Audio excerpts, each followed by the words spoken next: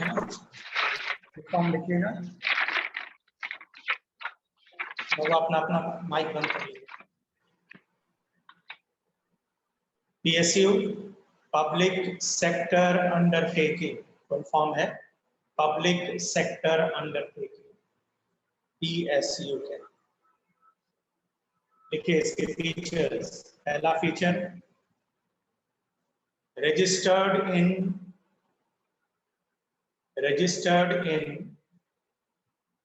Companies act 1956।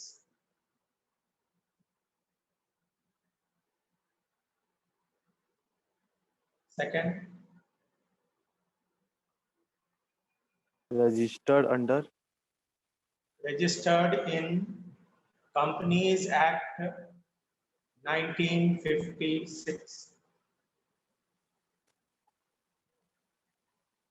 Second feature,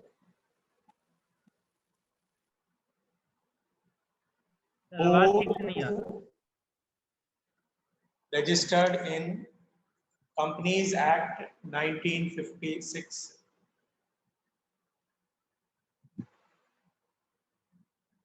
दूसरा feature, it has participation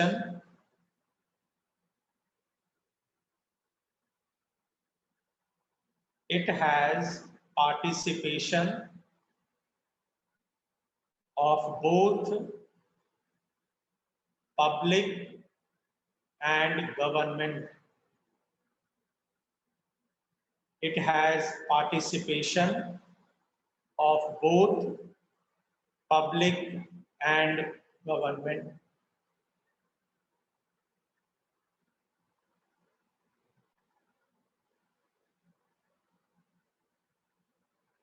तीसरा feature, the share of government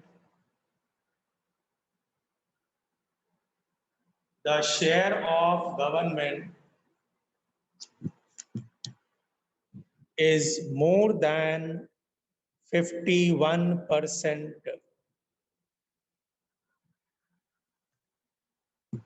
The share of government is more than 51%. अब इसको समझिए। Public sector undertaking उन कंपनियों को कहते हैं जो 1956 में रजिस्टर्ड तो है ही। सबसे बड़ी खासियत ये होती है इन कंपनियों में पैसा पब्लिक और सरकार दोनों ने लगाया होता है। कुछ पैसा पब्लिक का होगा, कुछ पैसा सरकार का, यानी कुछ शेयर पब्लिक के होंगे, कुछ शेयर सरकार के। सरकार का मतलब या तो वो सेंट्रल गवर्नमेंट होगा, या तो वो स्टेट गवर्नमेंट होगा, या तो वो दोनों को मिलाकर।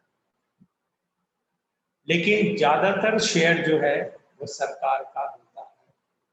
कंपनी पर कंट्रोल सरकार का होता है, क्योंकि सरकार की हिस्सेदारी 51% से ज्यादा होती है। किसी भी कंपनी में उन लोगों का कंट्रोल होता है जिसकी सबसे ज्यादा हिस्सेदारी होती है।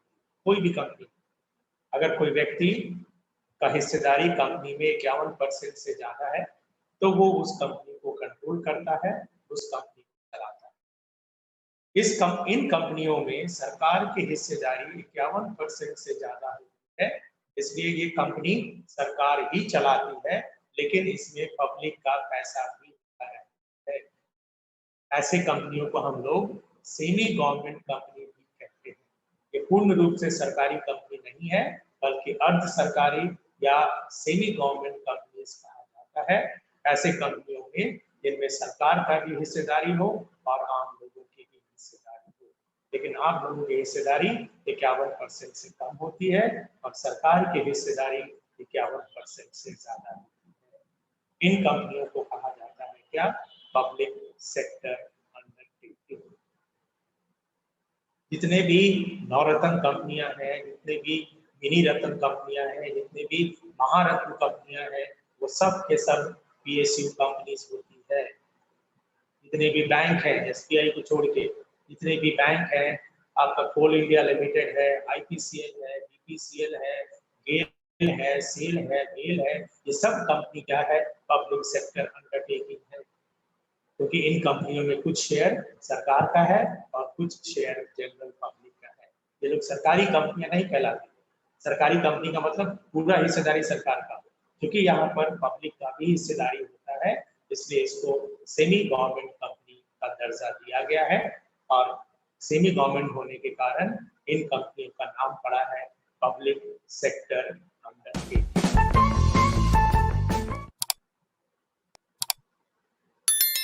अब आइए और कंपनी देखते हैं, statutory company, STATUTORY,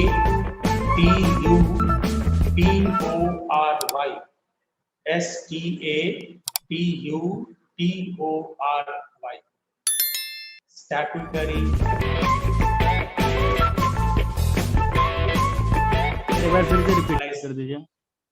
STATUTORY,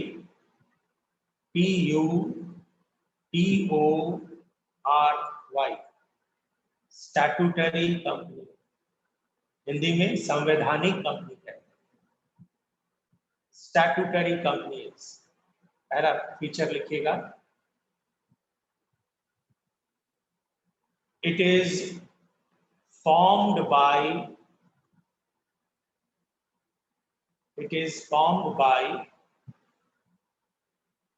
passing a resolution or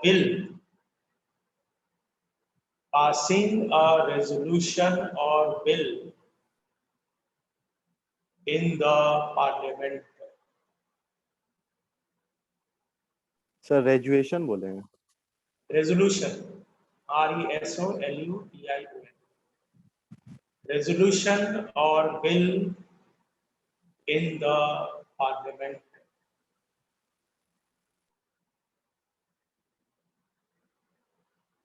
दूसरा feature, these companies act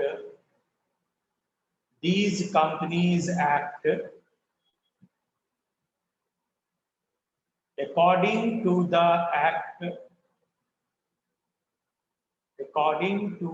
act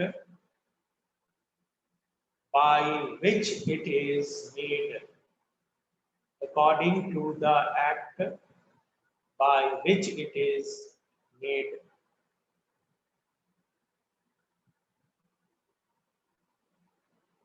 तीसरा है नीड, मेड, MADE। मेड। तीसरा है it is registered under companies act 1956। It is registered under companies act 1956।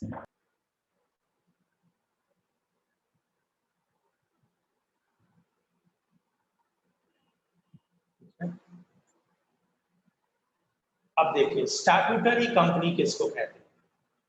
वो कंपनी जिसका formation parliament में किसी bill के पास होने से हुआ है। पार्लियामेंट में एक सरकार बिल लाती है, वो बिल दोनों हाउस में पास होगा और दोनों हाउस में पास होने के बाद अगर कोई कंपनी का फॉर्मेशन होता है उसको कहते हैं स्टैट्यूटरी कंपनी। ये कंपनी उसी एक्ट में के हिसाब से चलती है जिस एक्ट से ये बनाई गई। एक्ट में कंपनी के बारे में सब कुछ लिखा रहता है, कंपनी कैसे काम करेगी, कंपनी कैसे बहाल करेगी, कंपनी का पेमेंट सिस्टम क्या होगा, तो वो उसी एक्ट के हिसाब से ये कंपनी चलती है। ऐसे कंपनियों को कहा जाता है क्या? Statutory company.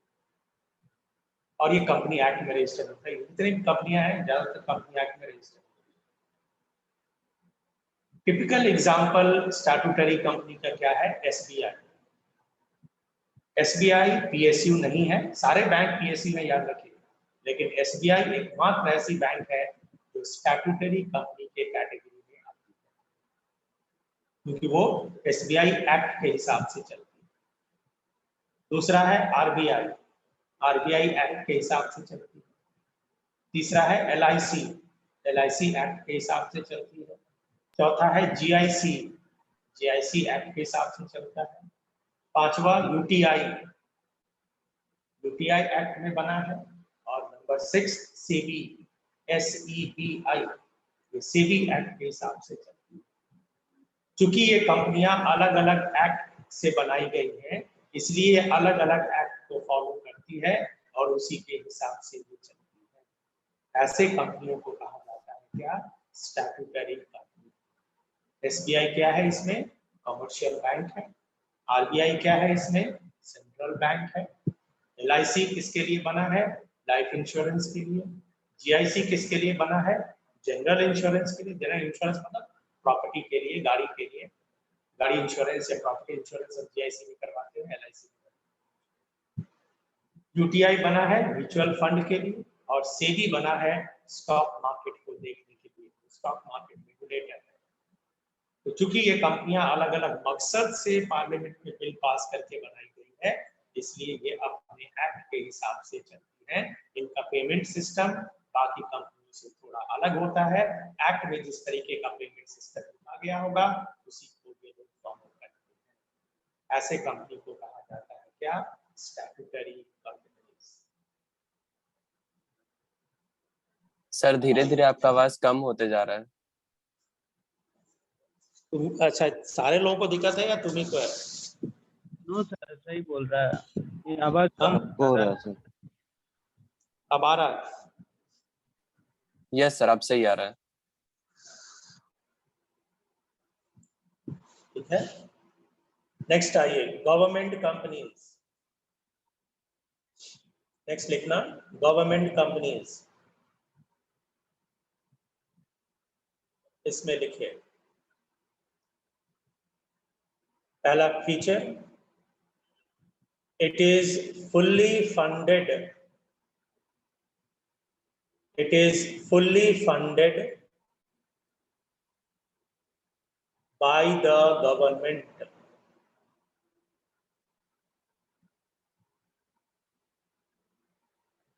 Either central government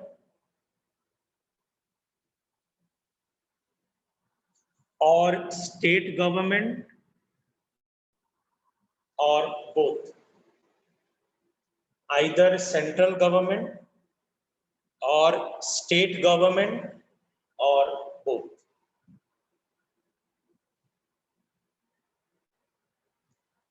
दूसरा लिखेगा, government has 100% share. Government has 100% share in these companies.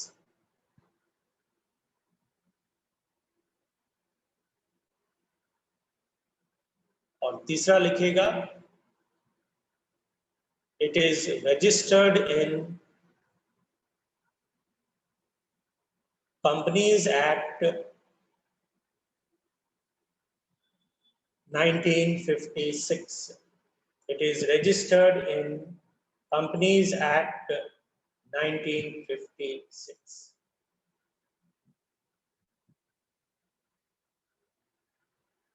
अब इसको देखिए, गवर्नमेंट कंपनीज किसको कहते हैं? गवर्नमेंट कंपनीज उन कंपनियों को कहते हैं जिसमें सरकार की हिस्सेदारी 100% हो, यानी इसमें सारा पैसा किसका लगा हो? सरकार का। सरकार का मतलब या तो सेंट्रल गवर्नमेंट या तो स्टेट गवर्नमेंट या तो दोनों को मिलाकर। जिन कंपनियों में सरकार का 100% पैसा लगा रहता है उसी कंपनी को कहा जाता है क्या? Government companies. Government companies, government bank, 100 government government bank, government company sir. हाँ, गवर्नमेंट कंपनी। कोई भी गवर्नमेंट बैंक नहीं है, ये भी याद रखिएगा। सरकार का कोई अपना बैंक नहीं है, सारे बैंक PSU है और एक SBI स्टैट्यूटरी है। तो गवर्नमेंट कंपनीज में कोई बैंक नहीं है। गवर्नमेंट जितने भी बैंक होते हैं, कोई भी बैंक सरकारी बैंक नहीं है, सब अर्ध सरकारी बैंक है, PSU है, सेमी गवर्नमेंट बैंक। ये लोग सेंट्रल गवर्नमेंट के एम्प्लॉय नहीं होते बैंक में। सर तो एसबीआई और आरबीआई ये भी सरकारी नहीं है सर पूरा? नहीं, एसबीआई स्टैट्यूटरी है, आरबीआई भी स्टैट्यूटरी है, इसमें सरकार की 100% हिस्सेदारी नहीं। एसबीआई में सरकार की हिस्सेदारी 80% है, बाकी 20% पब्लिक का है। आप भी उसके शेयर खरीद के उसके ओनर हो सकते हैं एसबीआई के। गूगल पे अभी भी अपडेट नहीं हुआ है, उसको अभी भी पब्लिक सेक्टर अंडरटेकिंग में रखा गया है, एसबीआई को। किसको? एसबीआई को? हाँ, एसबीआई स्टैट्यूटरी कंपनीज है, याद लेकिन रखिएगा। सर अभी तक अरे एक बात सुन, एक आर्टिकल पढ़ रहे गूगल से अगर पढ़ेगा उसमें पता तो चला गूगले होता जाएगा, गूगलीय होगा। दुनिया में कोई भी व्यक्ति गूगल से नहीं पढ़ता। किताब बना है पढ़ने के लिए, गूगल नहीं। ये नहीं, गूगल से पढ़िएगा, गूगल से पढ़िएगा तो गूगलीय मिलेगा, याद रखिए। गूगल में आप और हम भी कोई लाइन डाल सकते हैं, वो भी उसी में चला जाएगा, चाहे वो सही हो या गलत। हाँ यस सर। इसलिए गूगल को Yes, कृपया yes, साइड कर दीजिए, गूगल से कभी पढ़ने की कोशिश मत कीजिए। अगर गूगल होता इतने स्कूल कॉलेजेस किताब की कोई जरूरत ही नहीं होती, सारे लड़के वहीं से पढ़ के अपना नॉलेज ले लेते। और दूसरा चीज जानिए, गूगल से पढ़ के दुनिया में कभी भी आप सक्सीड या कोई भी एग्जाम पास नहीं कर सकते, मैं आपको गारंटी देता हूँ। इसलिए गूगल को थोड़ा साइड रखो और किताब को यूज करो। किताब पढ़ोगे फायदे में रहोगे, गूगल पढ़ोगे तो वहीं रह जाओगे जहां हो, या तो उससे भी पीछे चले जाओगे। सर हाँ, सर गवर्नमेंट कंपनी का जो फीचर था, फर्स्ट फीचर में सर इट इज फुल्ली के बाद क्या था? इट इज फुल्ली क्या था? Funded by government, funded Funded by by the government, either central government, state either government, or both. Central, हाँ और बहुत स्टेट yes. और बोथ। फुल्ली के बाद क्या था? Funded, FUNDED। फंड का Funded मतलब पूरा पैसा। का पूरा, हाँ, पूरा का पूरा फंड सरकार देती है। और लास्ट में सर स्टेट गवर्नमेंट के बाद कुछ बोले थे आप? और Or बोथ। both. और बोथ मतलब दोनों भी हो सकती है या फिर कोई एक भी हो हाँ, दोनों सकता भी है? हो सकती है। हाँ, कोई एक भी हो सकता है या दोनों मिला के भी अगर कोई कंपनी खोलते हैं उसको भी गवर्नमेंट कंपनीज ही कहते हैं। अब गवर्नमेंट कंपनीज में एग्जांपल क्या है? इंडियन रेलवे, DRDO,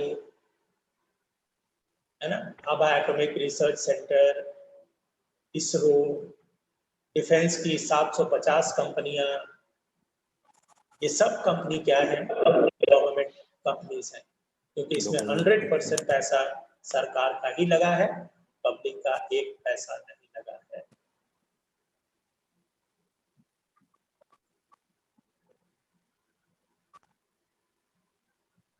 है ना, इंडिया में 2 रेलवे है, ये भी आपको पता होना चाहिए। एक है इंडियन रेलवे और दूसरा है कोंकण रेलवे। इसमें जब हम रेलवे लिखेंगे तो इंडियन रेलवे लिखेंगे। कोंकण रेलवे कहाँ से कहाँ तक सुने चलती तो है? हैं लेकिन जानते नहीं ये सर। रेलवे ये साउथ चलती में है। चलता है सर, बेंगलोर। हाँ, नहीं, गोवा टू मैंगलोर, मैंगलोर नहीं, Goa to Mangalore. Oh yes sir.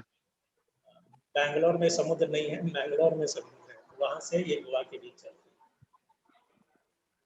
तो इंडियन रेलवे सरकारी कंपनी है, पोस्ट ऑफिस आपके सरकारी कंपनी है ना, दूरदर्शन आपकी सरकारी कंपनी है, इसके अलावा DRDO है, इसरो है, भाभा एटॉमिक है, डिफेंस की सारी कंपनियां हैं, ये सब सरकारी कंपनी है, क्योंकि ये पूरा का पूरा फंडिंग या पैसा इसमें सेंट्रल गवर्नमेंट का लगा है।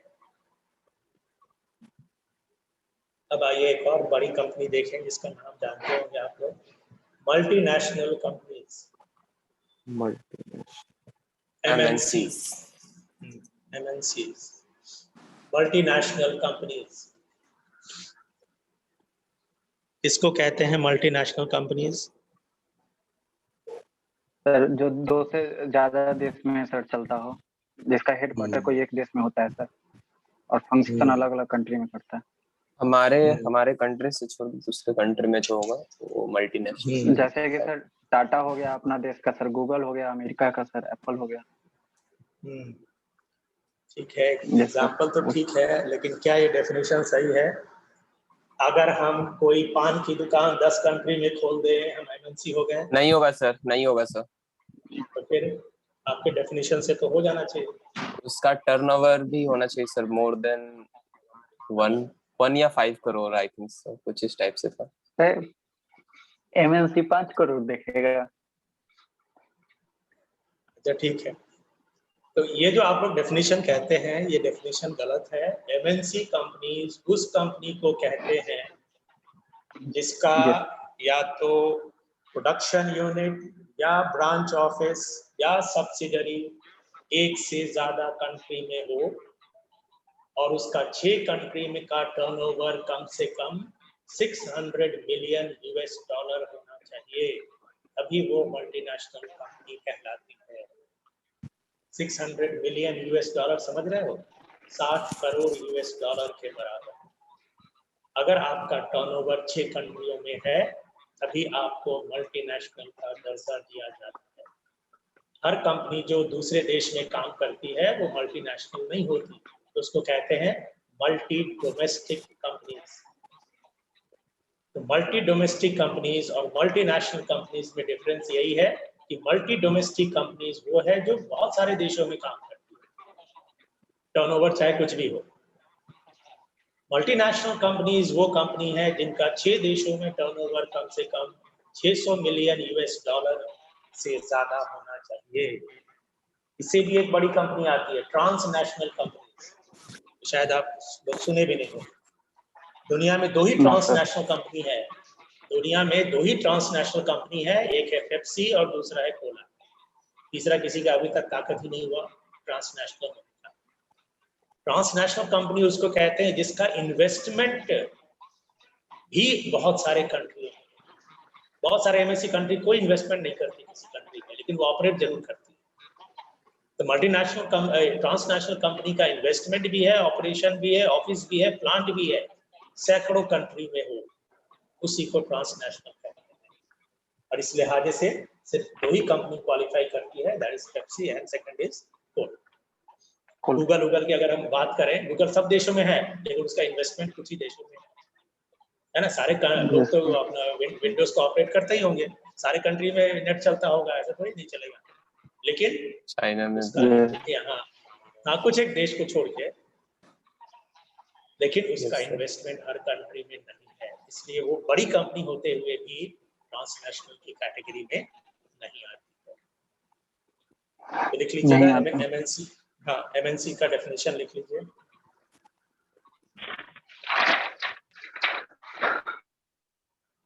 Companies having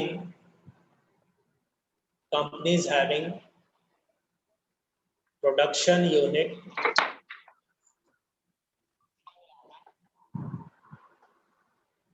or branch office or subsidiary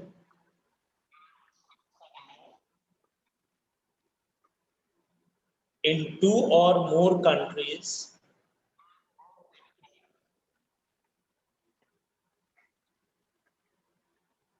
but having a turnover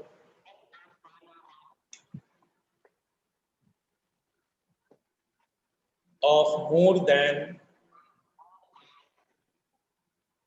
600 million USD,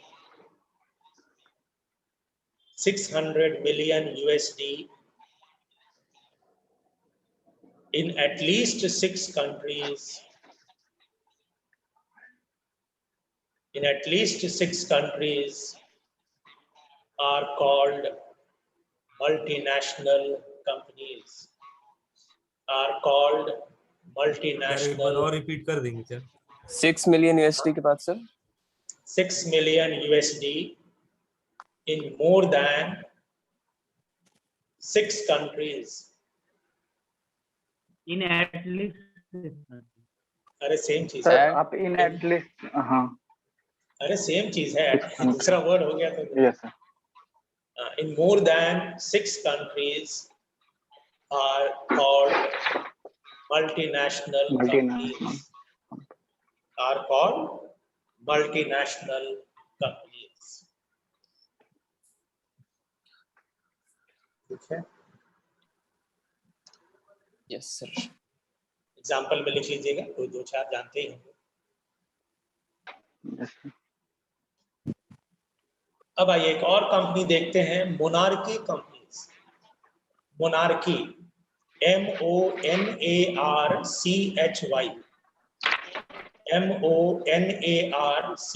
MONARCHY, monarchy companies. Monarchy companies किसको कहते हैं? वो कंपनी जो राजा महाराजाओं द्वारा खोली गई है। किसी देश के राजा महाराजा ने कोई कंपनी खोला है या उनके द्वारा कोई कंपनी प्रमोट किया गया है या फ्लोट किया गया है, उसको कहते हैं क्या? Monarchy companies. East India company. हाँ, कोई रूलर है, उसने अगर ये कंपनी खोला है तो उसको कहते हैं मोनार्की कंपनीज। अच्छा एग्जांपल क्या है? East India company. अभी तो एग्जिस्ट नहीं करती। दूसरा है सऊदी अरब का अरामको, है ना, पेट्रोलियम की बड़ी कंपनी है जो वहाँ की किंग ने खोला है। नेपाल में जाइएगा तो शिखर सिगरेट की कंपनी वहाँ की राजा की कंपनी है। वियतनाम में जाइएगा बहुत सारी कंपनी वहाँ के राजा की खोली गई है। कि कुछ कंपनी आज भी एग्जिस्ट करती है दुनिया में, खैर राजा ही नहीं है आज बहुत जगह, तो वो तो कंपनी का सवाल ही नहीं है, लेकिन कुछ जगह जहाँ पर हैं, खासकर मुस्लिम कंट्रीज में या आपके नेपाल में, वहां पर कुछ कंपनियां राजा की आज भी देखने को मिलेंगी। ऐसे कंपनीज को कहते हैं, बाबू अपना ये माइक ऑफ कर लो, आवाज आ रहा। ऐसे कंपनियों को कहते हैं मोनार्की कंपनीज। डेफिनेशन लिखिए। These are companies promoted by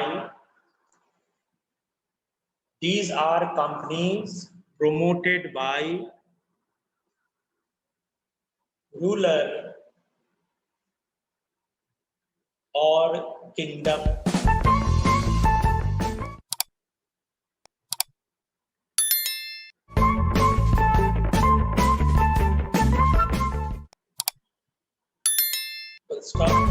example में लिख लीजिएगा, ईस्ट इंडिया कंपनी, शिखर, अरामको, ये सब। अरामको बहुत बड़ी कंपनी है पेट्रोलियम, है ना, रिलायंस पेट्रोलियम से ये सब कंपनियां किंग सुलेमान की, सऊदी अरब के किंग सुलेमान है ना, उनकी ये कंपनी। ये सब कंपनियां क्योंकि राजा महाराजाओं की है, इसलिए ये मोनार्की कैटेगरीज में आती है। अब आइए domestic companies.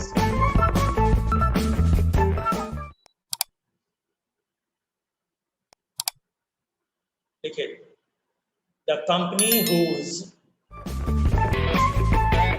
registered office is in India, the company whose registered office is in India is called domestic companies. Is called domestic companies.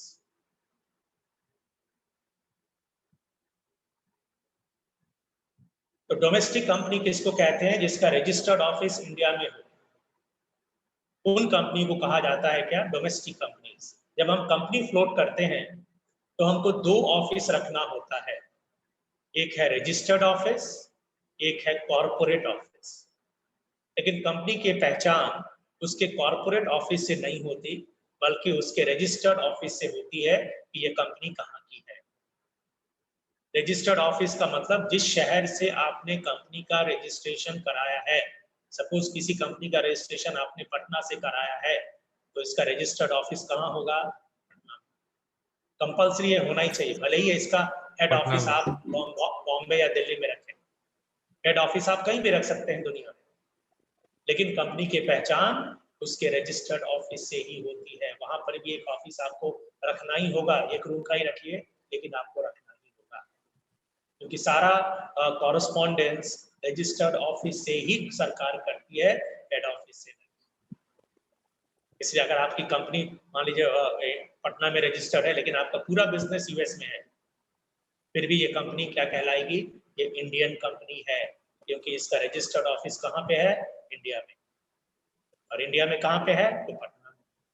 Reliance का रजिस्टर्ड ऑफिस कहाँ है? गुजरात में, लेकिन उसका हेड ऑफिस कहाँ है? बॉम्बे में। ये कंपनी क्या कहलाती है? Marathi company, Gujarati company? ये गुजराती कंपनी कहलाती है, क्योंकि कंपनी की पहचान उसके रजिस्टर्ड ऑफिस से ही किया जाता है, ना कि उसके कॉर्पोरेट या हेड ऑफिस से। इसलिए वो कंपनियां जिनका रजिस्टर्ड ऑफिस इंडिया में है उसको हम लोग इंडियन कंपनीज या डोमेस्टिक कंपनीज कहते हैं। डोमेस्टिक मतलब घरेलू कंपनी, हमारे घर की है, घरेलू। इंडिया की ये कंपनी है, इंडिया की ये कंपनी है। लास्ट वाला foreign companies. Foreign companies, companies whose registered office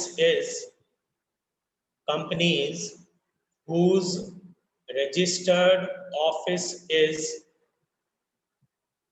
outside the country या outside India लिखिएगा, whose registered office is outside India are called foreign companies. Are called foreign companies. तो वो company जिसका registered office हमारे देश से बाहर है उनको कहते हैं क्या? Foreign companies. Indian companies registered office India में, foreign companies registered office India के बाहर।